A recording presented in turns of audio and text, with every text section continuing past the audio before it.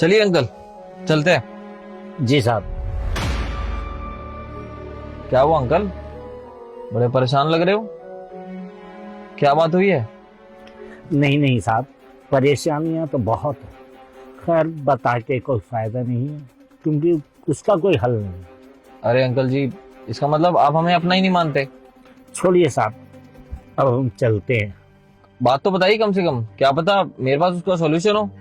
क्या बताऊं साहब, 5 दिन पहले बेटे का एक्सीडेंट हो गया था और बेटा आईसीयू में भर्ती है। क्या, आपका बेटा आईसीयू में है? पता नहीं कब सही होगा। रोजाना 10-20 हजार रुपए खर्च हो जाते हैं। अब मुझे तो समझ में नहीं आ रहा कि उसे क्या हुआ है। डॉक्टर भी ठीक तरह से जवाब नहीं दे रहे हैं और मेरी भी कुछ समझ में नहीं आ रहा वो कैसे ठीक होगा, और उसका इलाज न जाने कब तक चलेगा, कब तक ठीक हो पाएगा। जितने पैसे थे मेरे पास सारे खर्च हो चुके हैं। अरे तो अंकल जी, आप यहाँ पे क्या कर रहे हो? आपका बेटा आईसीयू में है और उसको अभी आपकी सबसे ज्यादा जरूरत है, और आप हो कि यहाँ पे अभी काम पे आ रखे हो। अरे साहब, हम आम आदमी हैं, एक एक पैसे को तरसते हैं। हमें काम करना भी जरूरी है। अगर हम काम नहीं करेंगे तो बेटे का इलाज कैसे करवा पाएंगे। अब आप ही सोचिए साहब, अगर मैं कमाने नहीं आता तो शाम को जो हॉस्पिटल का बिल देना है वो मैं कहाँ से देता। अरे अंकल जी, आपके अलावा उसका है ही कौन? आपकी तो वाइफ भी नहीं है जो उसका ख्याल रखे, वो तो बेचारा अकेला होगा उधर। आपको तो उसका ख्याल रखना चाहिए ना। बेटा, यही जिंदगी है गरीबों की। अगर हम जैसे गरीब काम नहीं करेंगे ना तो शाम को घर में चूल्हा नहीं जलेगा। अरे अंकल जी, तो मान लीजिए इस बीच उसको कुछ हो गया, या फिर कुछ ऐसी इमरजेंसी हो गई कि डॉक्टरों ने आपको बुलाया, तो आप कैसे जाओगे? साहब, ये सब तो मैं अपने काम से फारिग होने के बाद देखता हूँ। हॉस्पिटल जाता हूँ, अगर कोई इमरजेंसी होती है तो डॉक्टर मुझे फोन कर देता है।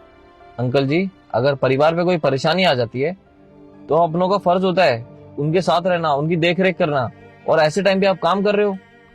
हाँ साहब, मैं भी चाहता हूँ कि मैं अपने बेटे के पास रहूं, लेकिन जब मेरी जेब में ही पैसा नहीं होगा तो मैं वहां जाकर क्या करूंगा। वैसे अंकल जी, एक बात बताइए, आपको कितने रुपयों की जरूरत होगी कि आप उसकी देख रेख भी कर लें और आपको काम पे भी आने की जरूरत ना पड़े?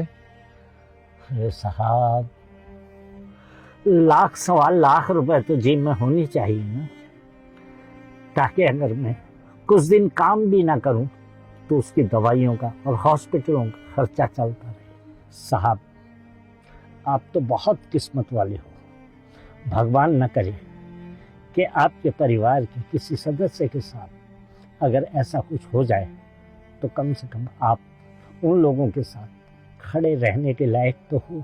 भगवान ने आपको इतना सक्षम बनाया है कि आप अपने परिवार के साथ कंधे से कंधा मिलाकर खड़े हो सकते हो, उनका सहारा बन सकते हो।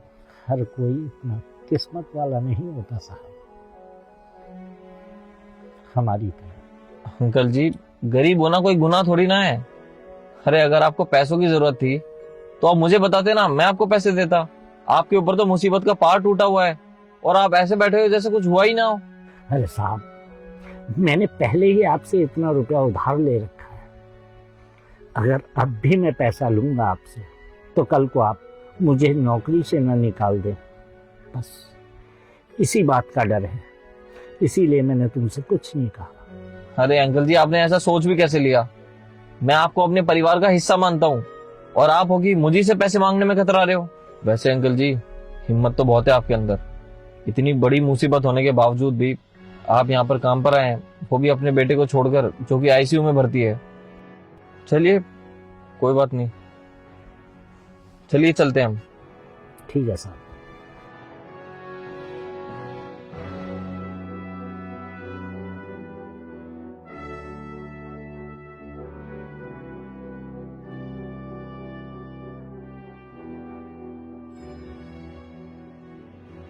लीजिए साहब, आ गया आपका ऑफिस। आप मीटिंग खत्म करके आ जाइए, मैं आपका यहीं वेट करूंगा। अच्छा अंकल जी, चलता हूँ मैं। और पीछे वाली सीट के पीछे ना आपके लिए कुछ है, उसको लेके अपने बेटे से मिलने चले जाना। अरे साहब रुकिए, रुकिए साहब रुकिए। ऐसा क्या लाए हैं साहब मेरे लिए? और मुझसे कह रहे हैं कि अपने बेटे के पास चले जाइए। अरे मैं अपने बेटे के पास चला गया तो साहब को घर कौन ले जाएगा?